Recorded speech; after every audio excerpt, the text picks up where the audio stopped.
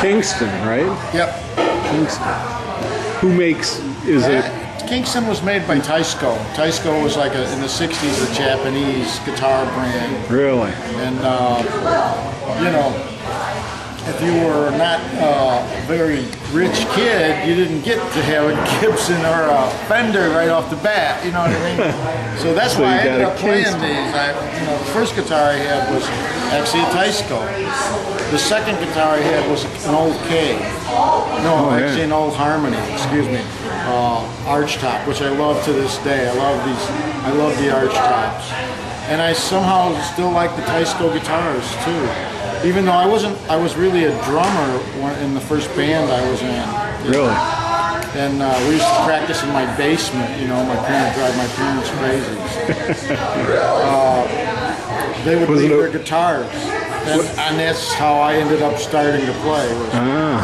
But the reason I really got serious about playing guitar was Houndog Taylor.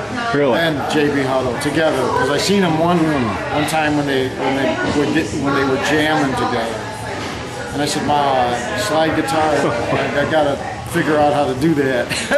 I bet that was wild seeing those two together. Man, it was pretty wild. Was that on the Maxwell Street or?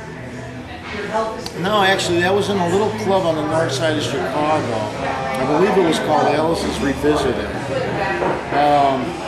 I had seen Hound Dog before, and I had seen J.B. Hutto before, but we never the two together, and it was just an amazing night. I wish I could have that on tape. Oh, wow, yeah, I bet. So you said that's why you started playing guitars, after seeing those two? I had just fooled around with, regular tune guitar, not slide guitar.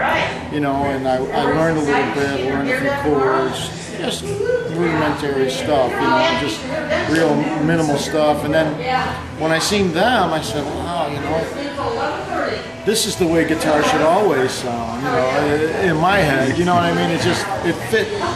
It just for something that just clicked, and I said, yeah, I really like that.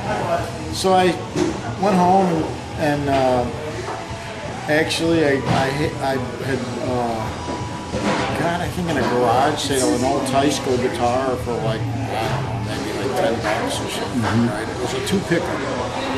And to this day, I don't even know exactly what brand it was, because Taisco had all these different brands. Yeah.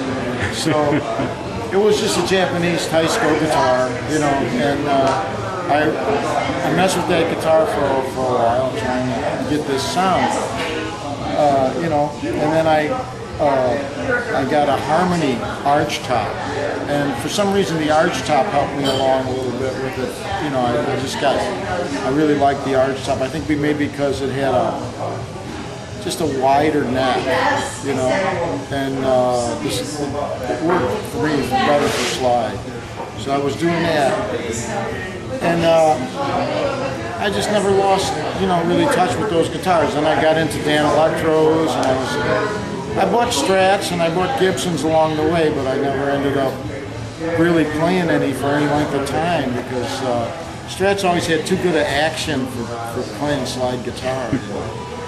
I had a 72 or 73 Strat, the cream color one that, Hendrix had, one of those, like, he had probably one from the 60s, but mine was from the early 70s. Right. It'd probably be worth thousands today. I traded it for an amplifier. But a good one, a nice tweed tremolux. So, is it the cheaper guitars then that gives that sound that you have, or? I think it's a combination of the fact that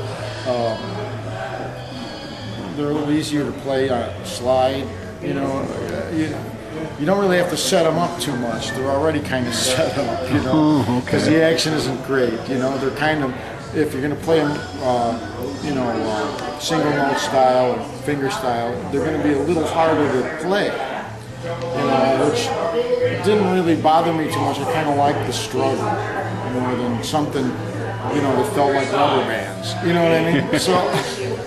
So I, it's just, the way I was, and I just kept trying.